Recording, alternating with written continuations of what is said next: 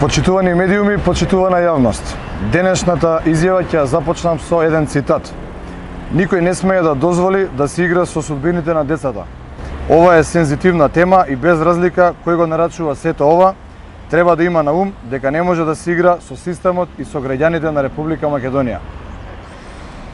Ова го изјави министерот за внатрешни работи Оливер Спасовски на 27 октомври 2022 година, кога за прв пат во 8 училишта во Скопје беа пристигнати лажни закани за поставени бомби. Од тогаш до денес, во скоро 40 наврати, на речиси 500 локации, од кои најголем дел училишта, па дури и градинки ширум земјава, веќе 4 месеци сме безпомошни сведоци и жртви на страв, немир, паника и терор. Но во исто време сме и жртви на лошото владење со институциите кои не може да се справат со овој проблем.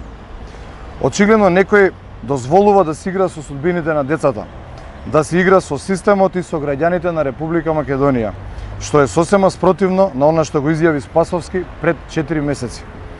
Но тоа е абсолвирана тема. Оваа власт, МВР со ова раководство, но и останатите надлежни институции, за жал не се способни да се справат со проблемот кој го вознемирува целото наше општество. Прекинот на редовната настава, како последица од лажните пријави, покрај психолошкиот, социјалниот и образовниот негативен импакт врз децата, сериозно влијаат и на животот и работата на нивните семејства. Имено, не секој родител може да го напушти работното место за безбедно да го спроведе детето до својот дом. Од таа причина, многу деца остануваат без соодветна поддршка и помош при честите ситуации со лажни пријави за бомби, што понатаму може да предизвика дополнителни несакани последици.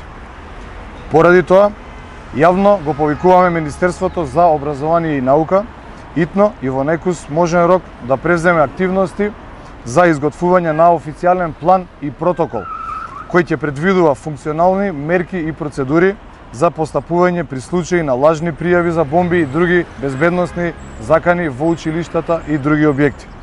Државниот образовен систем не смее да остави ниту едно дете без соодветна поддршка, превоз и безбедна локација после пријави за бомби кои сериозно влијаат на психофизичкиот развој на децата.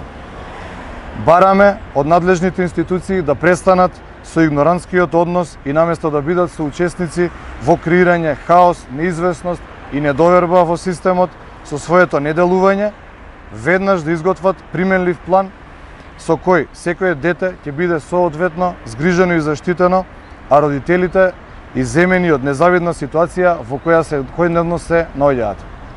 Јавно апелирам и до сите останати чинители, училишта, локална самоуправа, родителите и сите останати да бидат вклучени во овој процес. Доста е молчење, време е за акција, децата се наш приоритет и се што е поврзано со нив не трпи импровизација. Благодарам.